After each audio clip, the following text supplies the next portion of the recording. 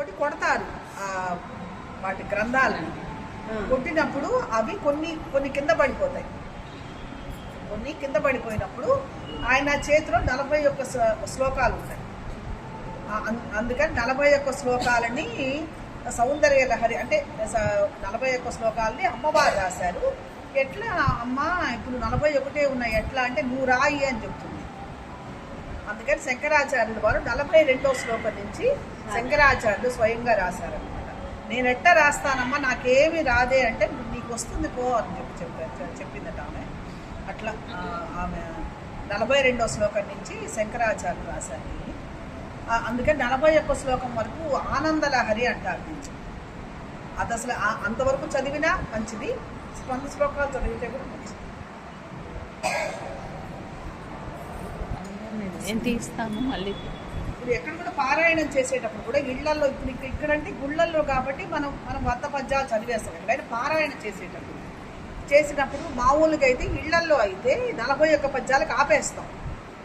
ఆపేసి మళ్ళీ ఒక నైవేద్యము టెంకాయ కొట్టడము లేకపోతే ఏదన్నా అట్లా పండ్లు పెట్టడము నైవేద్యం పెట్టి హారతిచ్చి ఇళ్లలో జరిగేటప్పుడు చేసేసి అప్పుడు మళ్ళీ 42వ శ్లోకం నుంచి మళ్ళీ మొదలు అట్లా నేను తీస్తాను ఒక్కొక్కరిని. నాకేంటంటే నాకు శివశక్తి అట్లా రాదు. మామూలుగా రాగంటూ చెప్తే ఏంటంటే మనం 100 మంది కాదు 1000 మంది పాడినా కూడా ఆ రితం అట్లేగే పోతుంది. ఎక్కడ మనం చేస్తాం. మేము ఒకసారి రాజరాజేశ్వరి గుడిలో చదువుతూ ఉన్నాం. ఇప్పుడు మేము 10 ఏళ్ళ నుంచి చేస్తూ ఉంటే మా బ్యాచ్ అందరూ వెళ్ళి చదువుతూ ఉంటాం. చదివేటప్పుడు అంటే మేము విషయాలు పెట్టుకొని చదువుతూ ఉంటాం. మాకు చేత కాదు కాబట్టి చదువుతూ ఉంటే వాళ్ళు ఒక స్వామి ఎవరో కొత్త స్వామి ఎవరో వచ్చారు. అంటే రాజరాజేశ్వరి గుడికి దసరాల్లో ఎక్కడి నుంచి కూడా పిలిపిస్తారు కదా, పిలిపిస్తారు కదా. అట్లాగే వేరే స్వామి వచ్చి అక్కడ చూసి మాకు ఇట్లాగే వీడియోలు తీస్తున్నారు. మేము అసలు ఆయన చూడలేదు. మా పాటికి మేము తలకాయలు దించుకొని చదువుతూ ఉన్నాం. ఆయన తీసి నమస్కారం పెట్టాడు.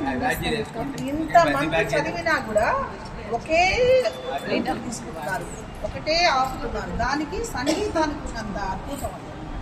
మనము అదే అంటే సంగీతం అంటే రాగయుక్తంగా నేర్చుకుంటే ఎక్కడ ఆపాలో అక్కడ ఆపుతాము, ఎక్కడ చేస్తాము అక్కడ చేస్తాము. అందుకని నేను రాగయుక్తంగా నేర్చుకుంటాను. మీరు నా మాత్రమే నేర్చుకోవాలని లేదు, కొంచెం అటువంటి అయినా పర్వాలేదు. అంటే నా మాదిరిలో ఆ మాదిరి పాడలేకపోయామా అని ఏమనుకోవద్దు.